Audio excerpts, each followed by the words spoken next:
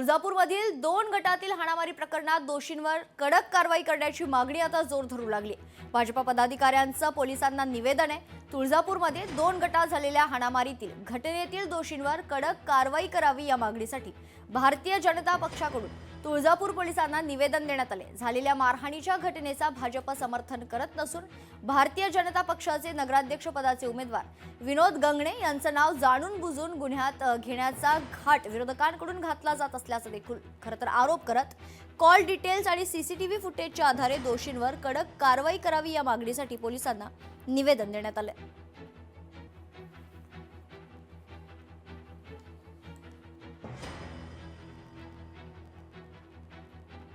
आहे त्या गोष्टीला भारतीय जनता पार्टी कसलाही सपोर्ट करणार नाही। सुमारास आला आणि 7 लोकांवर त्यांनी हल्ला केला। 5 लोक जी आहेत ती आता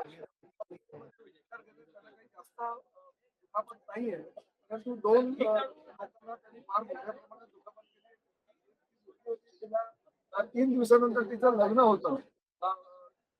आज नावाची जी मुलगी आहे आणि तिला मी सेवा हॉस्पिटलमध्ये ऍडमिट करून घेतलं होतं। प्राथमिक उपचार करून तिला एम हॉस्पिटलमध्ये जास्त जखम असल्या कारणानं पाठवलेलं आहे आणि त्या ठिकाणी ती आता पोहोचलेली आहे। परंतु शेवटी मानवी वस्तीमध्ये बिबट्या येण्याचं प्रमाण हे महाराष्ट्रामध्ये वाढलेलं ही वस्तुस्थिती आहे।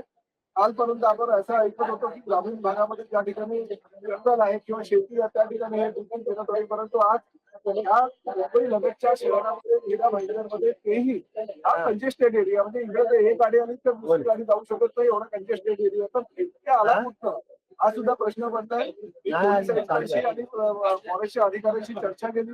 पोलीस आयुक्तांना स्पष्टपणे सूचना केल्या महानगरपालिका क्षेत्रातील जेवढे सीसीटीव्ही आहेत तेवढे सीसीटीव्हीची तुम्ही हा बिबट्या आला कुठं। आज जरी त्यांनी 7 लोकांना पोलीस पद्धत आहे तरी भविष्यामध्ये सांगता येत नाही। उद्या झुंडच्या झुंड तरी इकडे आले आणि मानवी वस्तीवर हल्ला करून लहान मुलांना किंवा ज्येष्ठ नागरिकांवर जर अशा प्रकारे मोठ्या प्रमाणात त्यांच्यावर जर हल्ला झाला तर ते दुर्घटनेचं वातावरण जर राज्यातील इतर भागामध्ये कसं होऊ शकतं। त्यामुळे या टेक्नॉलॉजी वापरून सीसीटीव्हीच्या माध्यमातून जर लवकरात लवकर आलेले आहे तर निश्चितपणे आज माझ्या ऑपरेशन झालं तर फॉरेस्टचे सगळे अधिकारी या ठिकाणी होते, पोलीस खात्याचे अधिकारी होते, महानगरपालिकेचे सगळे फॉरेस्ट आमचे फायर ब्रिगेडचे अधिकारी होते। खरोखर मी फायर ब्रिगेडच्या आमच्या महापालिकेच्या अधिकाऱ्यांचा कर्मचाऱ्यांचा कौतुक करतो की त्यांनी जीवाची पर्वा न करता काही मुलांना मुलींना या बिबट्याच्या तावडीतून वाचवलं।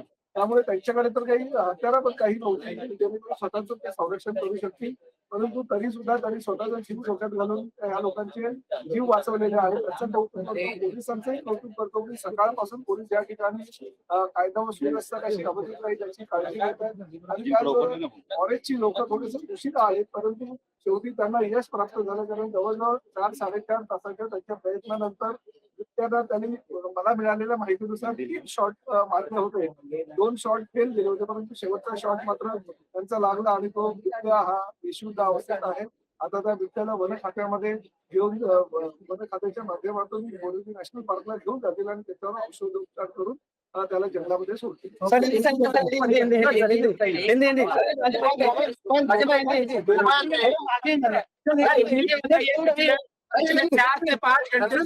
ऑपरेशन चल रहा है।